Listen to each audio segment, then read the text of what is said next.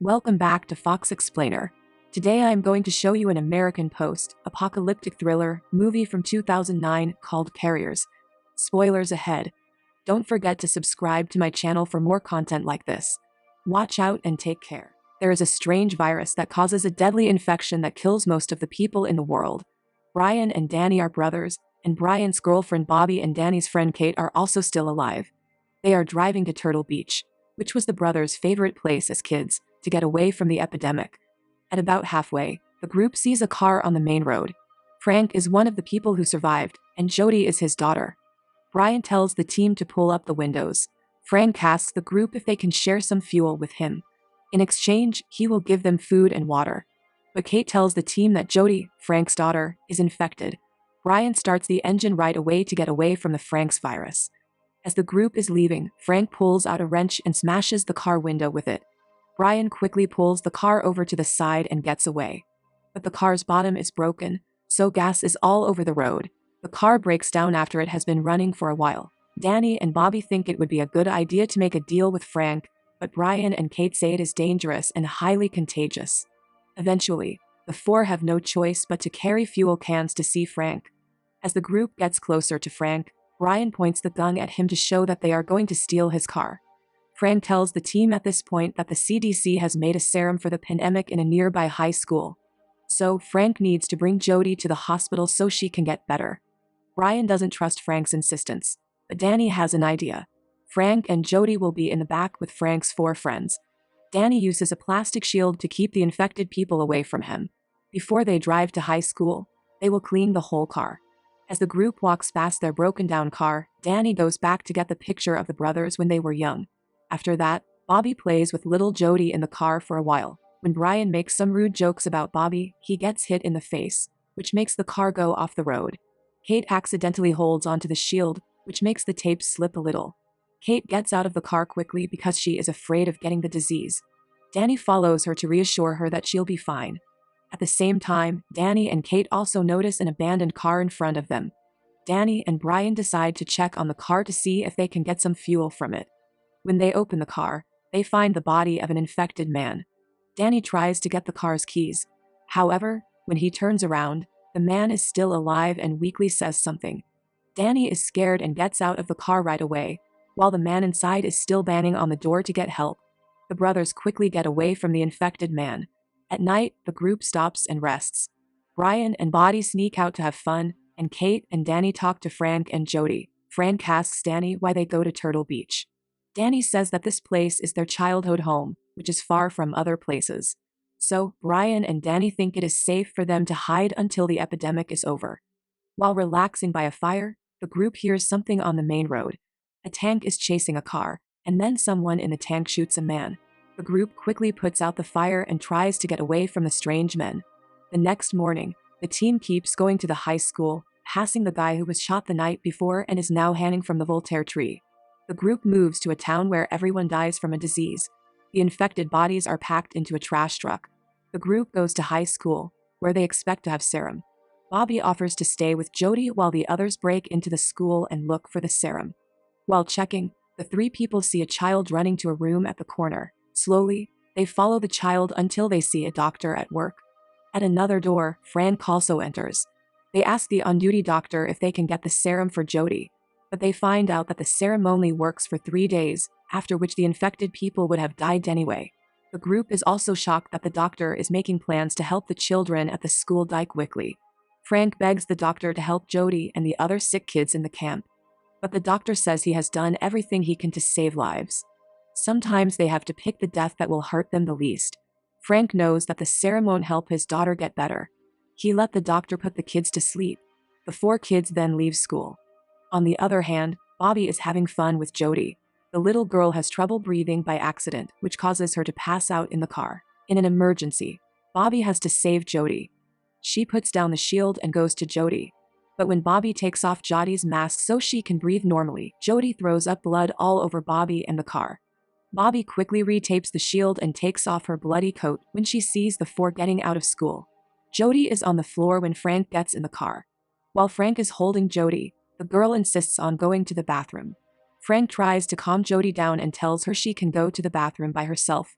Jody, on the other hand, is too weak to walk alone, so Frank has to go with her. Frank thanks Danny for being kind before he leaves. Then, Brian tells the others quickly to get in the car and leave Frank's and Jody behind. They know that the father and daughter will soon die.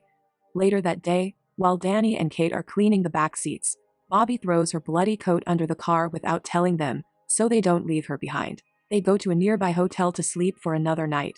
Brian finds that the hotel pool is dirty. He uses a stick to see what's under. As the stick gets stuck, Brian manages to pull it out and finds a dead body. He is afraid and almost falls into the water, but Danny is there to catch him. The group decides to play golf together after that. When Brian falls down and wants Bobby to hold his hand, she uses a golf club instead to keep Brian from getting sick. Brian tries to have fun with Bobby in the sand, but she is mad at him. At the golf course, everyone has so much fun.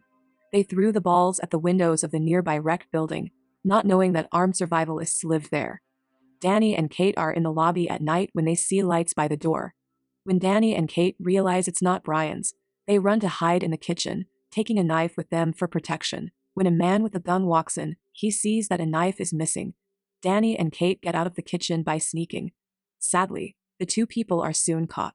While this is going on, Brian goes back to the hotel. He sees some guys with guns around the hotel and figures out that the hotel is safe. He tries to find out who they are by putting pressure on a guy. He soon finds out that Danny, Kate, and Bobby are scared of a group of men in protective clothes. Brian needs to give up. The group says that they killed Larry, whose body was found in the pool earlier, and made the hotel dirty. They make Bobby and Kate come with them by force. When the girls are told to take their clothes off, they find out that Bobby has an infection. The leader of the group lets them leave because he is afraid of getting sick. When Bobby tests positive for a virus the next day, things get tense for the four of them. In the end, Brian makes Bobby leave the group. Bobby begs Brian to save her, but she has to leave because the rule says she has to. Bobby keeps running after the car, but it keeps going. As the car's gas runs out, the three people see another car at the far end of the road.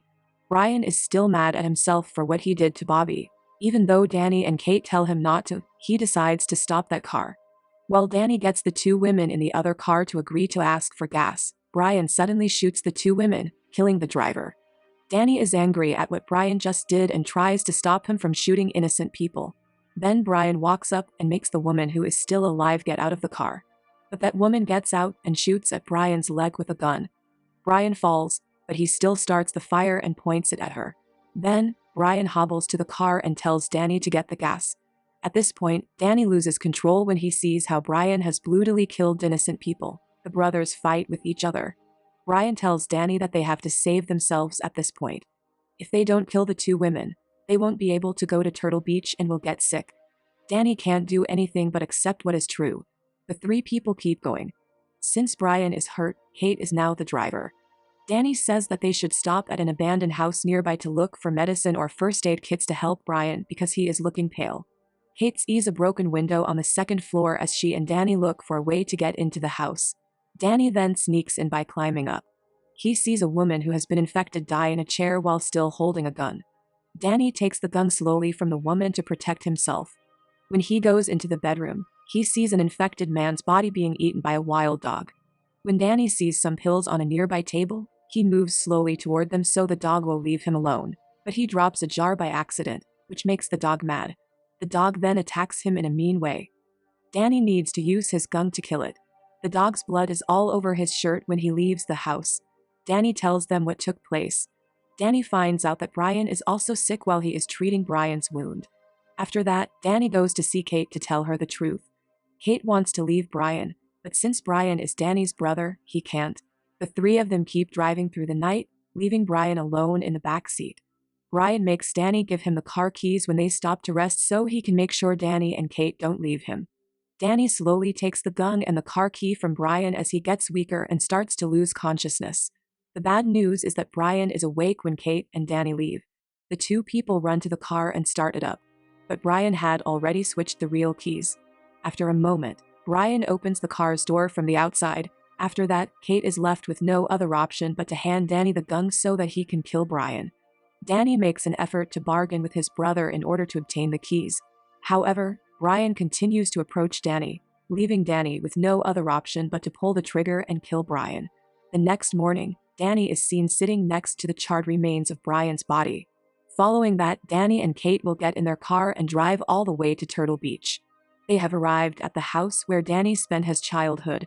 Danny experiences feelings of isolation and thinks back to times spent at the beach house with his brother. That's all for now. I hope you enjoyed the video. Subscribe for more and hit the like button to help me out, and also leave a comment if you want me to explain your favorite film.